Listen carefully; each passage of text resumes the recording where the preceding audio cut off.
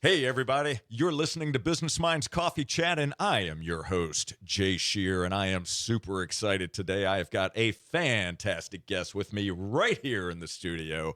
My guest today is a native of Kentucky who is called the Daytona area home since about 1989. He holds a bachelor's degree in business administration from Berea College and a master's in physical ed and sports administration from Eastern Kentucky University. And since 1989, he has served as the head coach of Embry-Riddle's men's basketball program, where in 1991, his leadership sparked the biggest turnaround in NAIA history, going from 4 wins to 22. And in 2000, he led the Eagles to an NAIA national championship. Over the years, he's been named Coach of the Year an impressive 8 times and has been inducted into 5 halls of fame.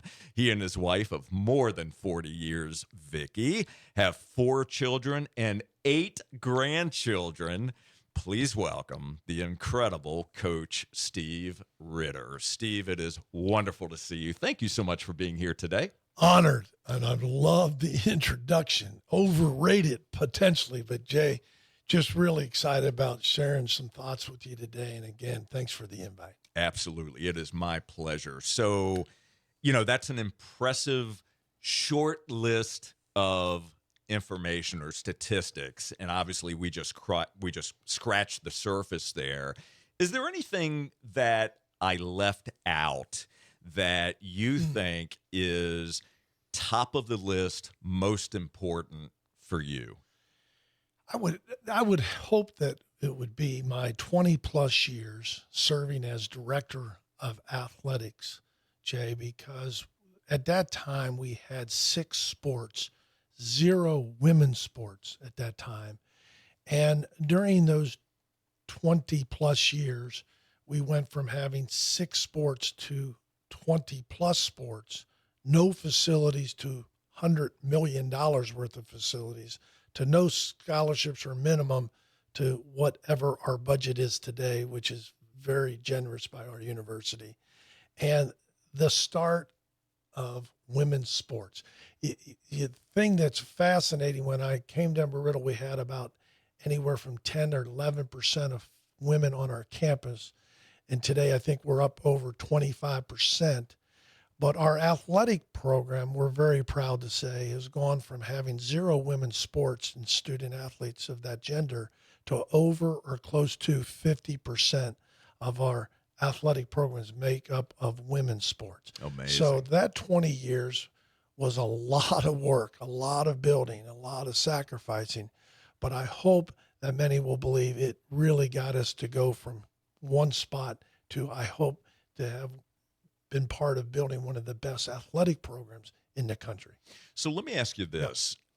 Outside of the record itself from the basketball program, all the changes that you just articulated, if you had to, in one sentence, be able to describe what it takes, what it took to be able to lead through and to see all of those changes and really the execution piece of it.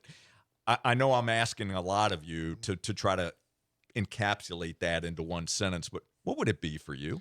If I could have you look at my arms, you see the chill bumps, Yes. because I have the answer. Okay.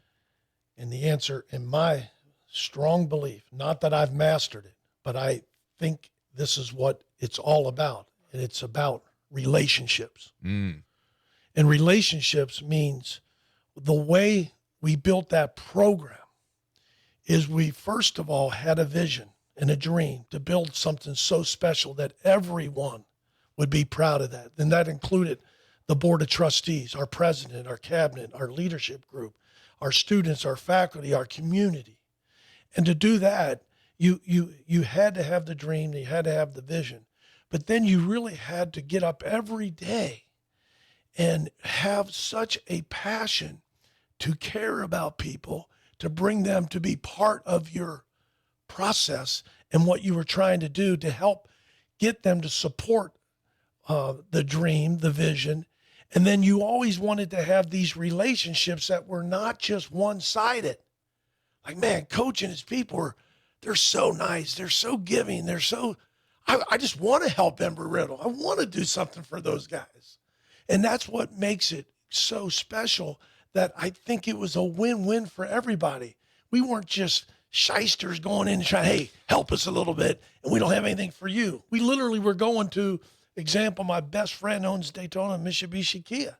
Dude, we need your help. This is one of our alums 30 years ago, and he was starting out. How can we help each other? He helped us go from 6 to 20-plus sports to scholarships to buildings and galas. And we helped him do what? Maybe sell more cars to be more substantial in the community. I love that. That is what we philosophically tried to accomplish during those 20-plus years. And I think when it was all said and done and the dust cleared, I feel like people thought, wow, we all did something to really impact a lot of people's lives and opportunities. Absolutely. So I want to stay with vision for a moment, because clearly you understand the importance of that, right? Vision both in life as well as in business and sports, no matter what it is, having that vision and being able to message it the right way to get others behind it and to buy into it and to get excited about it and want to be able to support it. So with the word vision in mind, let's go back in time a little bit here. When you were growing up, so you're originally from Kentucky, what did you have a vision for what you wanted to do, what you saw yourself becoming as a very young person in life? What did you see for yourself? Well, like most kids at my age in the state of Kentucky, it's called, I want to play in the NBA. Okay. And that's what we think in Kentucky. I kid people. They'll kick you out of the state if you don't get up every day and enjoy that sport. But it was basketball. It was baseball growing up as a little kid. I wanted to be a pitcher on the Cincinnati Reds right across the bridge. I wanted to play for the Boston Celtics. I wanted to go to the University of Kentucky to play for the Wildcats. None of those took place. So that's what I saw myself doing. But I think what you're leading to, which is really important, at age 21, when the game is over, my college career is over, and I don't have the skill set to go to the NBA, then it's the first time that you go, wow, what do I want to be and who do I want to become? And do I want to be a cowboy, a fireman, or an engineer? And I almost took the job of Goodyear Aerospace Corporation in Cleveland, where they build the blimps outside of Akron. And my coach came to me and said, Steve, you and your new bride, you can do that. You guys will do great up there. But you were born to coach and to be a leader. That's what you did for us as a student athlete. I'd love for you to come back and be my assistant. And I said, well, they just offered me $35,000. That was a lot of money right out of college. What does that job pay? Coach, he said $500. I said, $500 a day, a week? No, that'd be for the season. I'm like, well, that's a little bit of a drop. He said, yeah, but you're born to coach. And I fell for it, because that was, Jay, the most important decision I made, because I decided I wanted to follow my passion, what I really wanted to do. And I kept thinking, I'll figure it out financially. Yeah. And that is a huge part about trying to pursue your dream, your vision, is that you better have something that you get up every day and you're excited about, right? And Absolutely. That's the point that I decided at age 21. And when people always say, Coach, I always wanted to be a coach. I said, why didn't you? And then they go on. I go, I know why. Because when I decided to go at age 21, my wife and I, to get a chance to coach, I ended up becoming the chief accountant, assistant basketball, head baseball, taught activity classes, went to financial aid. And then we went back and lived in a residence hall that we used to live in as students, but they let us oversee our 400 or 500 kids and gave us free rent and a little stipend, so that all through the 8 years that we stayed there from age 21 to 29, so I could be in coaching, kids were knocking on the door with having a girl in the room, somebody's drinking alcohol in a dry town, the other stuff that goes on.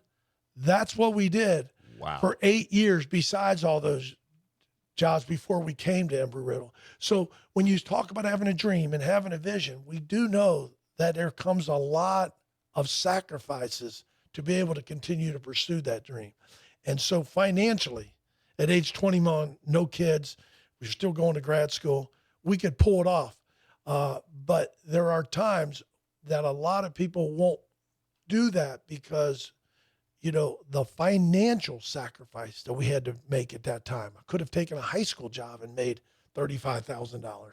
That's not what I took. I took the calculated risk that this was going to allow me to be in college coaching. We'll figure it out financially. And you better have the right soulmate, partner in life, because man, this is a lot for both of us. And that's how it all started. And that's how I got a chance 36 plus years ago to go from Kentucky to Daytona Beach. Man, what a phenomenal story. So speaking about having a strong partner and a committed partner, how did you and Vicky meet? Vicky was a student 1 year ahead of me. This is at a school where you had to be really smart and really poor. I was on the smart edge. They probably were in a good mood letting me in on admissions day. Vicky was really, really smart and still very smart today. But the other part, you had to be poor. And that meant at that time, maybe your mom and dad couldn't make more than $25,000 a year or 20, whatever that number was, depending on how many kids. So the reason they did it, this is a school that takes 1,500 students. They have to turn down a lot of people because nobody pays tuition. It's a school, Berea College, where you are required to work, the labor program. So Vicky taught math as her job. I was doing accounting stuff because my major was business. So when my father got ill and had some health issues, she was helping us through one of the programs, probability and statistics, as a tutor. And there were times where, you know, I thought, wow, this is really a smart girl, but there's more than just trying to study math. Sure. Sometimes when I would go over to see her, and we always kid about that. So that's how I got a chance to meet her. She was actually helping me with math at times and statistics, and then just that relationship and friendship. So it was all about when we were in college and she was 1 year ahead of me. I love that. Yeah. So you found that you needed more tutoring than you probably ever thought. She got on me a couple of times. Where's your book? I said, well, So if you were to come up with two descriptive words for Vicky, what would they be? Well, it's impossible to just ask our children, ask our grandkids. I mean, it's impossible because she's so compassionate. She cares so much. Jay, I mean, I can't describe how much she just cares. And it's real stuff. You know, sometimes I get credit if I turn on a light, but Coach Ritter turned on the light switch today. And yet she is behind the scenes without people knowing, taking care of those who are not as fortunate, those who are having health issues. She's the one that attacks it. You know, this is a retired teacher and assistant principal. Her heart is golden.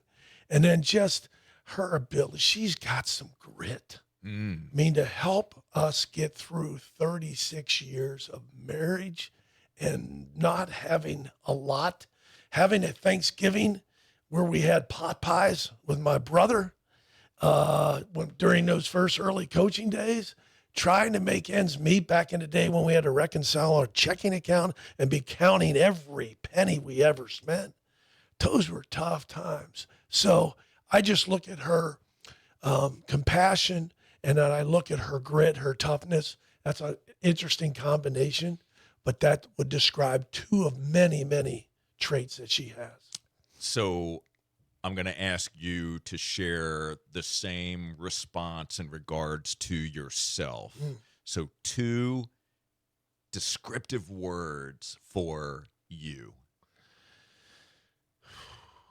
Well, I would want to believe that I am passionate to serve others, that my humility allows me these days to get up every day and ask a lot of people that are around me, particularly my family, what can I do for you guys today? That would be, I take great pride in being a servant leader. And then I would hope that people would think of the life that we've been able to live is that we are resilient. You probably don't know, but we lost our son, Rob, 8 years ago. That was tough, and it's still tough today. So you don't do things like that or be able to get through moments like that if you don't have the love and support of so many others, but you have to be resilient, right? And so I would hope that serving others and having humility to do that, and I would hope that there is some resiliency that Vicki and I have been able to have that you have to work through. When we're 0 and 15, 16, and 19, you better be able to be pretty resilient when people are making fun, like, dude, are you guys ever going to win a game? Are you really playing and practicing in a middle school and in mainland? You didn't have facilities. You got humbled a lot. That is for sure. Yeah. So we're going to hit pause on our conversation here. We are going to take a quick break to thank our amazing sponsors. My friends, you are listening to Business Minds Coffee Chat. Don't you go anywhere. We'll be right back.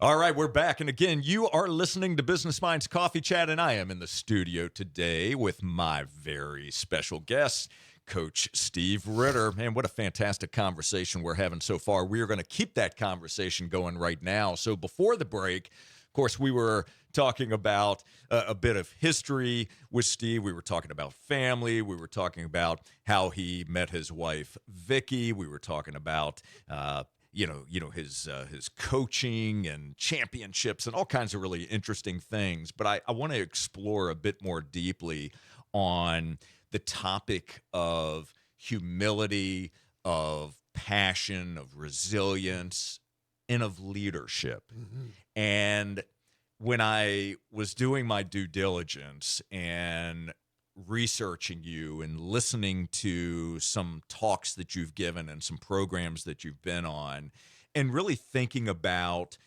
everything that you have been able to accomplish, it all comes back to leadership.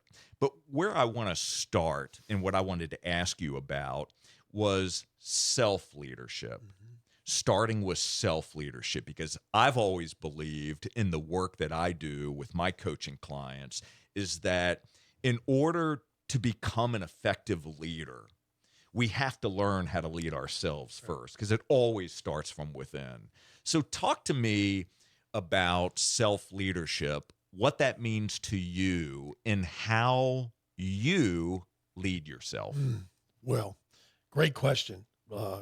Not complicated, but pretty in-depth thinking as far as what I would consider it. I think, and I share this with people all the time when I'm speaking with groups, is I congratulate them first by making a commitment to get better. Whether it's the group that we spoke to last week or whether it's Boeing Company, whether it's the NASCAR racetrack presidents, it doesn't matter what the group is. Somebody's decided that you can spend time, effort, and money to get up today and grow.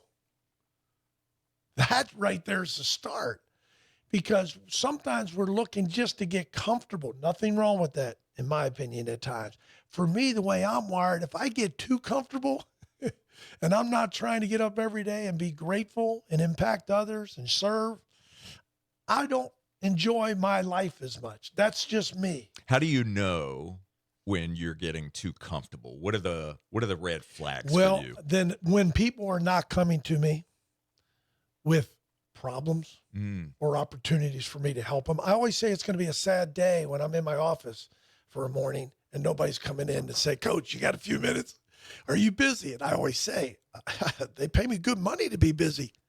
but I'm not too busy for you. What do you got for me? There you go. And I, coach, man, I'm just thinking about this, and I don't know how to work. My team's going through a rough time, and I know you know how to say some things the right way. This is what's happening. I always think, man, when I don't have those opportunities, then that means somebody else is doing it better, or they don't think I can help them anymore. I don't want to see that day, Jay. So I try to focus on my growth because I am 65 years old, and there's no way I feel like I have reached my maximum potential, that there's no more left. I'm getting up every day going, I'm getting to that sweet spot where I'm moving, but I'm not there yet. Okay, so a couple things I want to tug on a couple threads here. Number one, you just mentioned that you are 65 years, you said old. I would say you're 65 years young. Yeah. So when you look at yourself in the mirror, when you think about yourself, how do you see yourself? So you're 65 in terms of biological age, right? How do you see yourself? I see myself, number one, as being an absolute warrior when it comes to protection of our family. I look at myself by getting up every day and just caring so much about those who I love and my willingness to do whatever I can for them. And that starts with my belief in my faith and my family. And my friends are right after that. And I have friends that are all in different situations in their life. Some don't need much help. Some don't really rely on me at all. And there's some that rely on me a lot. And I'm good with that because I rely on them as well. And I look at every day when I roll out of bed and I do my devotion as my own thinking, like what's my game plan for today? And what do I got to get done? And who can I help? That's how I think. That's a servant leader. And it's not false. I'm not saying I've nailed it, Jay. Yeah. I'm not saying I'm Super Bowl material. I fall short a lot, but I can't sit there and pretend I don't get up every day and I sit there at 5:30, 6 o'clock in the morning and I start thinking, what can I do today to help some other people who need some help? And it starts with my own wife, my own kids, our grandkids, my daughter who's run around with 5 kids, my daughter-in-law has got 3 girls. I want to be able to help my family. That's what I want. One of my goals, you can laugh about it, but I want to be the best papa on this planet. And, I want to put time in that, so that's what I am all about. I don't think about, maybe my players are going to get mad. I don't really think about cutting down the nets all the time. I don't really I think about the 5 guys we recruited. They're going to be fun to coach. And I think about the current players on our team. We're got a very close-knit group. I can't wait to pour into those guys every day in practice again soon. So that's what I'm made out of a little bit at that time. And I love that you used the word warrior there, that you're a warrior protecting your family. Yeah. That gives me a really good visual of how you see yourself. That's awesome. What a great descriptive word there. So I want to stay on growth and potential for a moment as we talk about, self-leadership and how you lead yourself. So thinking of the fact that you've got more in that tank, right? There's more for you to learn. Right. Like we were talking before we started rolling the cameras and the microphones here about getting better every day, about learning from one another. There's not one opportunity, not one conversation that we have during the day that we can't learn something. It doesn't matter who it is. So if I were to ask you to rate yourself on a scale of, let's say, 0 to 100, and we're talking about fully realized potential, with 100 being, man, I've reached full potential, and 0 being, God, there's nothing there. Where would you rate yourself 0 to 100, with 100 being fully realized potential today? Today, I laugh at that a little bit because somebody asked me this one day, Jay. They said, Coach, do you see it as a compliment or a negative? I said, what? What if somebody said, you are an overachiever? I said, thank you very much. Are you kidding me?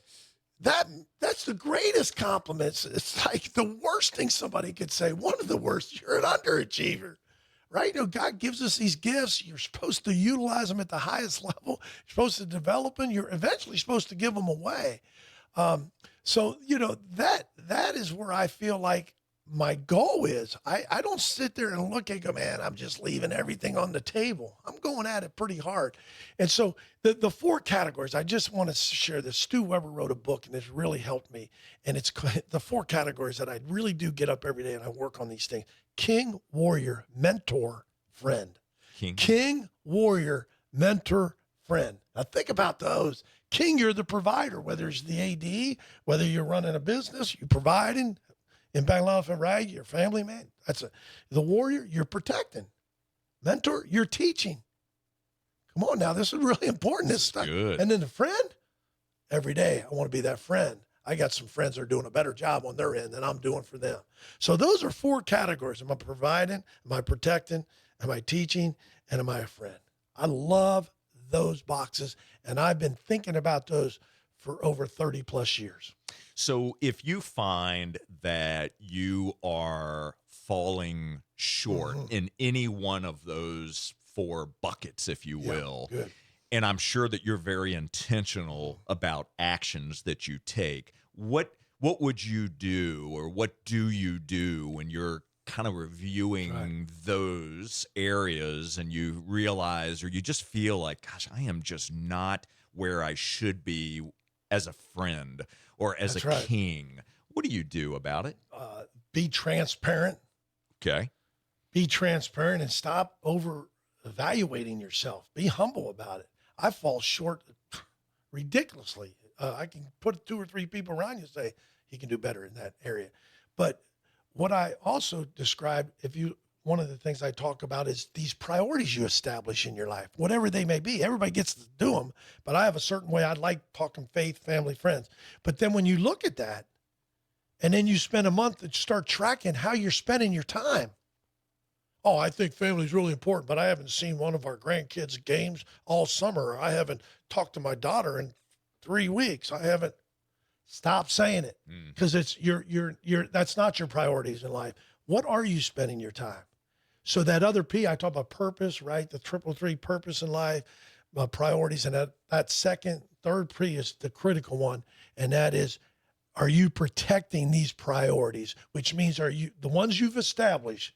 Are you putting that kind of time? And when you come up short, it's telling you, no, you're not.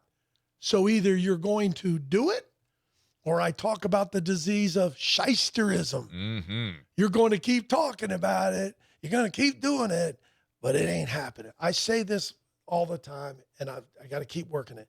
But if I had some grandkids that were around looking at the windows and the doors and they saw me, I want to believe they look at me and go, there's Papa.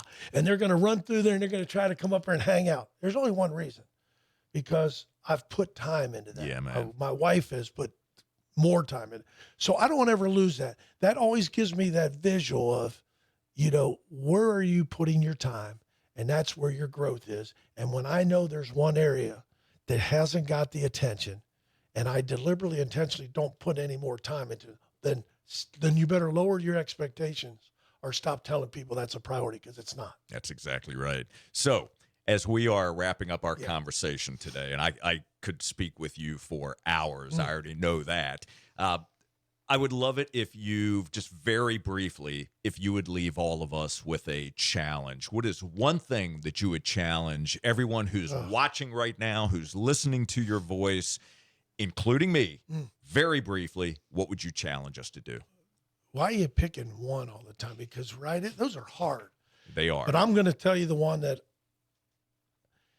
means everything to me. And we've got 30 seconds. Okay. Let's get up every day and let's love on each other.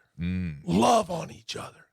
And love can mean you can hold somebody accountable. You can still be transparent, but it's gotta be real, and it's gotta be with love. Stop threatening. Stop doing those kind of things. This mouth is dangerous. You can humble people. You can hate on them. But I say, let's do things like help them. Let's love on each other a lot more. That's the route. That's where it's going to get us. Sounds simple. Sounds a little bit but it's the real stuff. Ooh, that's so good. I love that. Thank you so much for sharing that challenge with us. And Steve, I want to thank you so very much for joining us today on Business Minds Coffee Chat. it was such a brief conversation, but in that span of time, you shared so much wisdom, and it's so impactful. And I really appreciate your candor, the way that you show up, and just your energy and your wisdom. And I know that wisdom is earned, and I want to thank you so very much. I'm grateful for you. Honored to meet you and start of a good relationship. Appreciate you, Jay. Likewise. And for all of you, I want to thank you so very much for tuning into Business Minds Coffee Chat. We will be back next Saturday morning at 8:30. And until then, my friends, keep learning, keep growing. And as Coach says, love on each other. And we'll see you on the next Business Minds Coffee Chat. Take care, everybody.